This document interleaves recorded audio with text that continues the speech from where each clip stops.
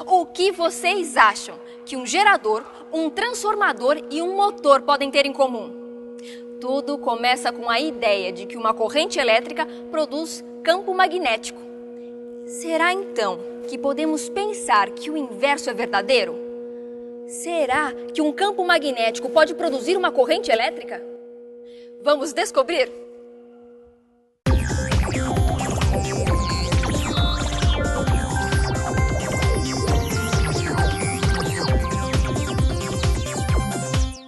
Tudo começa com a Lei de Faraday. Michael Faraday, físico e químico britânico, considerado um dos maiores cientistas de todos os tempos, é um dos primeiros a estudar as conexões entre eletricidade e magnetismo. Em 1831, Faraday descobre a indução eletromagnética, o princípio por trás do gerador elétrico e do transformador elétrico. A lei de Faraday diz o seguinte: a variação do fluxo magnético produz corrente elétrica através de um circuito fechado. O fluxo magnético é definido como a quantidade de linhas de campo que atravessam uma dada área.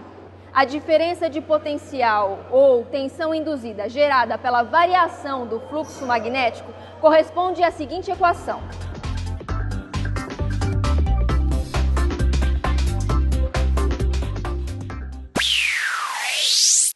Bom, eu considero que nesses três equipamentos, o motor, o gerador e o transformador, os dois principais temas de pesquisa e de desenvolvimento são a questão da eficiência energética, que é um tema ligado à sustentabilidade, e a questão da controlabilidade, que é um tema ligado mais à robótica. Pelo lado da eficiência energética, se procura construir equipamentos cada vez mais eficientes, ou seja, que tenham um rendimento alto. Então, pesquisem novos materiais e novos equipamentos que possam produzir o mesmo efeito com mais eficiência. Do lado da automação, da robótica, eu vou dar dois exemplos. O exemplo de um trem. Um trem, por exemplo, ele tem um motor que precisa ter velocidade variável e controlável. Nós precisamos subir no trem, ele acelera, adquire velocidade e para novamente. Um relógio tem um motor que não pode ter velocidade variável, que é chamado motor síncrono. Esses dois exemplos mostram o tanto que se procura desenvolver como técnica de controle.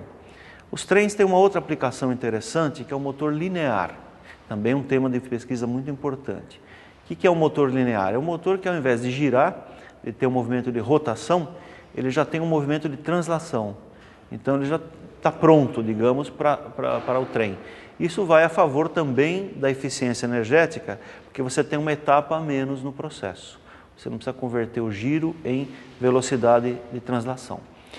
Robótica, talvez seja o tema mais sofisticado do controle. Nós podemos construir robôs parecidos com seres humanos, né? Como podemos utilizar robôs para automação de um processo industrial, de um processo fabril, também são chamados de robôs. Nesse caso, os motores têm que ter um alto grau de controle. Dou o exemplo da indústria automobilística, que boa parte do seu processo de fabricação conta com robôs para fazer solda de componentes, por exemplo. Para visualizarmos o efeito da lei de Faraday, vamos descobrir como funciona cada um destes dispositivos: gerador, transformador e motor. Vamos começar pelo gerador.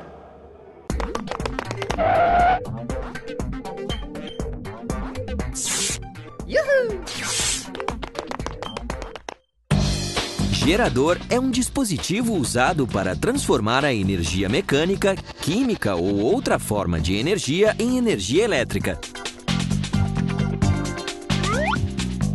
O dínamo de uma bicicleta é considerado o tipo mais comum de gerador elétrico. É necessário que ocorra uma indução eletromagnética para converter energia mecânica em energia elétrica. Veja esse experimento. Aproxime e afaste um ímã permanente de uma bobina na direção do seu eixo. Logo, surge um campo magnético variável e, assim, um fluxo magnético. Conectando as extremidades da bobina no amperímetro, podemos observar o aparecimento da corrente elétrica. Esta experiência mostra o funcionamento de um gerador de corrente alternada.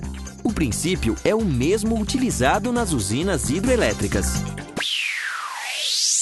Uma aplicação clássica de grupos geradores hoje em dia é a utilização em horários de ponta, onde a energia da concessionária num determinado período do dia é mais cara. Por exemplo, em São Paulo, das 5h30 às 8h30 da noite. É um momento em que um supermercado, por exemplo, ele desliga a concessionária e entra com a energia do grupo gerador. Dá uma economia de uns 30% na conta de energia elétrica do cliente. Uma outra aplicação clássica é a interrupção de energia por conta da concessionária.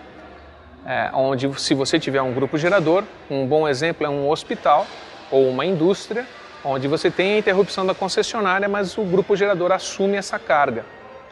Uma outra aplicação é o gerador com uma única fonte de energia.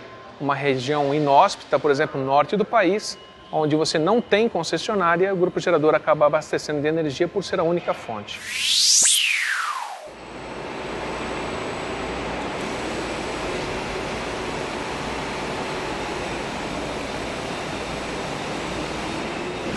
Ao contrário do gerador, o motor é um dispositivo que converte outras formas de energia em energia mecânica, de maneira a produzir movimento em uma máquina ou em um veículo. Vamos ver agora como funciona.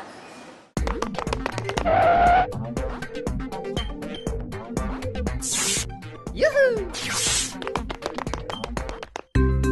Um motor elétrico é construído a partir de um fio de cobre envernizado, um ímã permanente e um suporte de metal.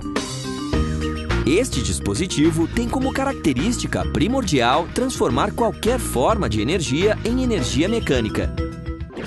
Um transformador como este aqui tem como objetivo transmitir energia elétrica ou potência elétrica de um circuito a outro, modificando assim as tensões e as correntes. Este dispositivo eletrônico também pode mudar os valores de impedância de um circuito.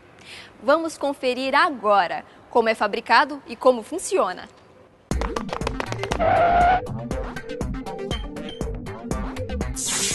Uhul! O transformador é composto de duas ou mais bobinas ou enrolamentos e um circuito magnético que conecta essas bobinas.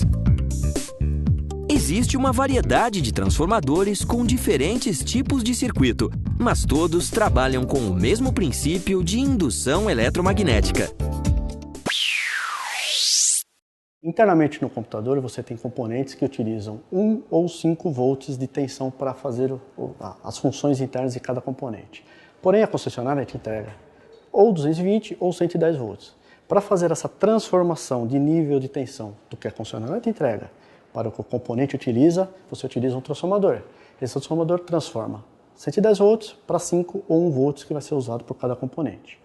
Uma outra função de transformadores, agora já voltado para uma área maior de potência de distribuição de energia, é transformar a energia que a geradora gera, um gerador lá em uma usina hidrelétrica ou térmica, seja lá o que for, ela gera numa tensão baixa e para transmitir para uma cidade, precisa elevar essa tensão, transmite porque você diminui a bitola dos cabos que vão ser utilizados para fazer essa transmissão. Chegando na cidade ou no ponto de utilização dessa tensão, tem um outro transformador que reduz essa tensão para os níveis de tensão que vai ser utilizado na região que vai ser utilizada essa tensão. Uma outra utilização para transformadores são transformadores para tarifação, normalmente utilizados por concessionárias. Algumas instalações, como shoppings, aeroporto, etc., utilizam a tensão entregue pela concessionária numa tensão maior, que é o 13.8 kV. Essa tensão tem que ser rebaixada para o uso interno desses estabelecimentos. Então você pega um transformador, coloca na entrada desses estabelecimentos, transforma a tensão que a concessionária te entrega de 13.800 ou 24.000 volts para 220, 110, 380, que vai ser a tensão utilizada internamente nesses estabelecimentos.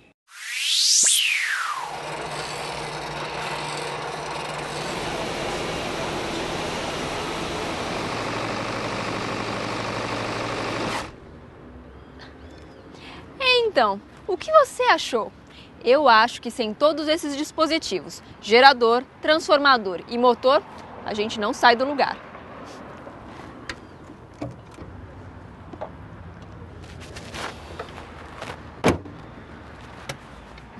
Bom, até a próxima!